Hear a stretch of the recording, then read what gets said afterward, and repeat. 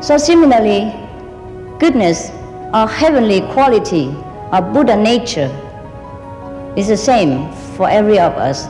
And should we desire to live a heavenly life and to earn the kingdom of God afterward, we have many ways to do it. The most simple is to have faith in your religion. Practice what your religion teaches you. Practice, not talk, not preaching, but practice. Please stay with us to find out more. Supreme Master Ching Hai's lectures are not a complete meditation instruction. Please do not try alone. For free of charge guidance, please visit godsdirectcontact.org or contact any of our centers near you.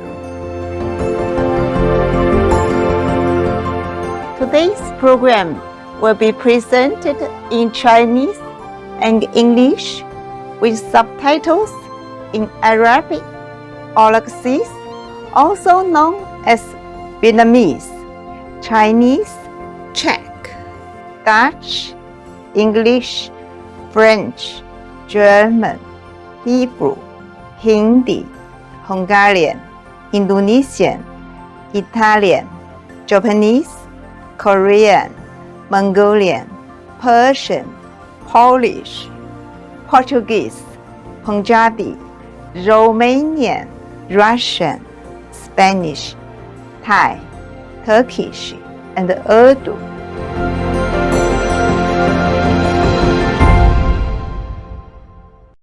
真挚的问候出色的观众，我是饶慧，来自与时俱进的新加坡。我们有自信的新加坡人民，感谢您行事高雅，让这个世界变得更美好。愿天堂保佑您。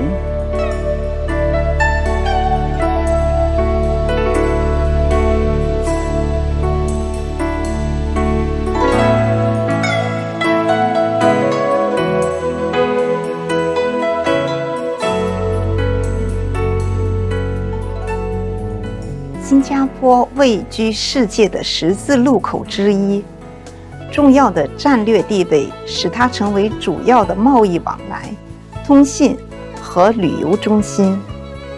今日新加坡拥有世上最繁忙的港口、最好的机场、最干净的城市环境。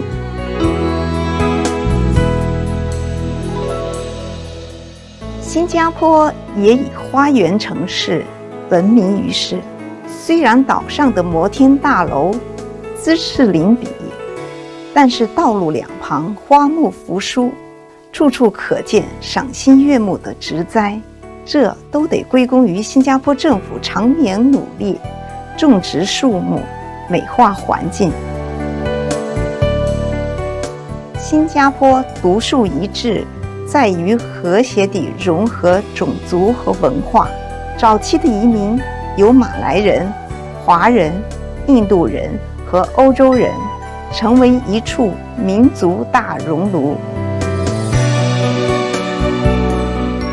各种族有其独特的文化，一年四季都有缤纷的特殊节庆，大家一起同乐。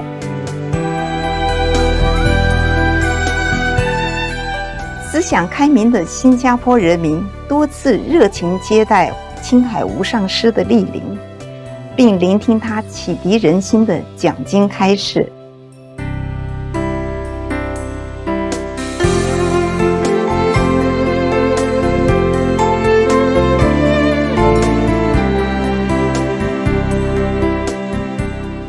现在就邀请您聆听1992年3月3日青海无上师在新加坡的讲经开示，主题为为自己和后代创造永恒的天堂第1集。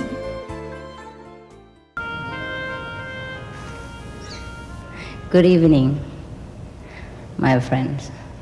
Most of the places where I went for lecture, people often ask me, how old are you?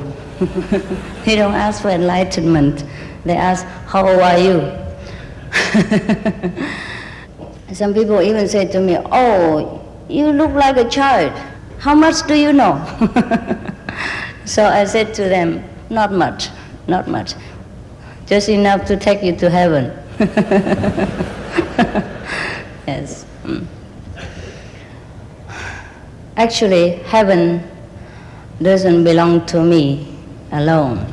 Heaven or nirvana doesn't belong to Buddhists alone, doesn't belong to Christians alone, doesn't belong to Hindus or whatever religions we may name in this world.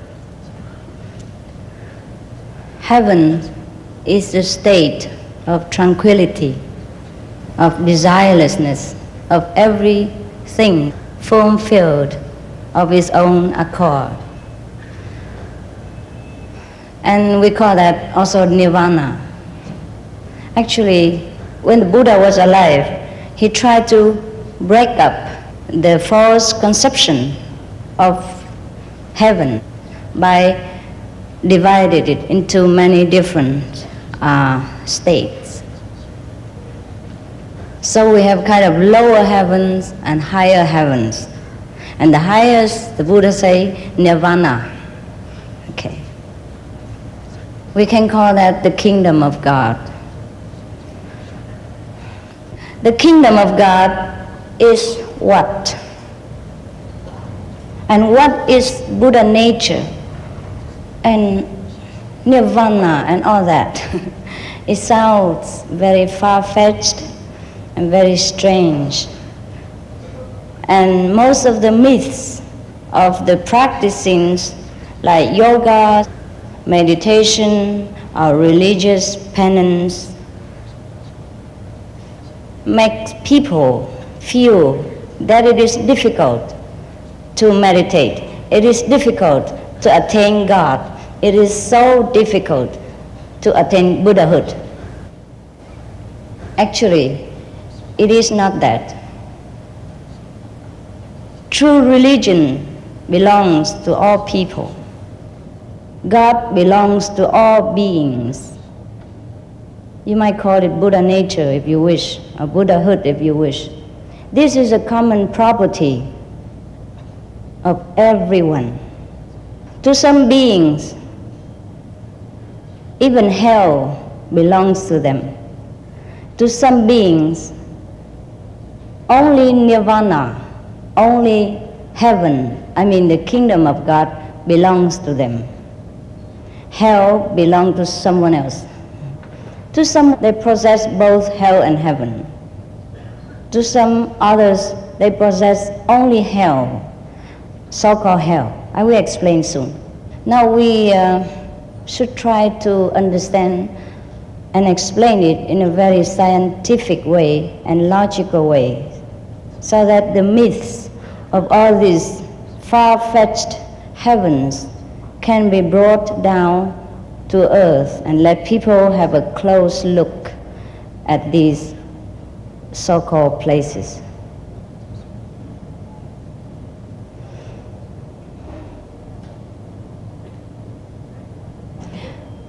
I may liken the hell and heaven, goodness, positive energy, just like energies. Now, in the universe, all matter, all things are created by energies. And we call that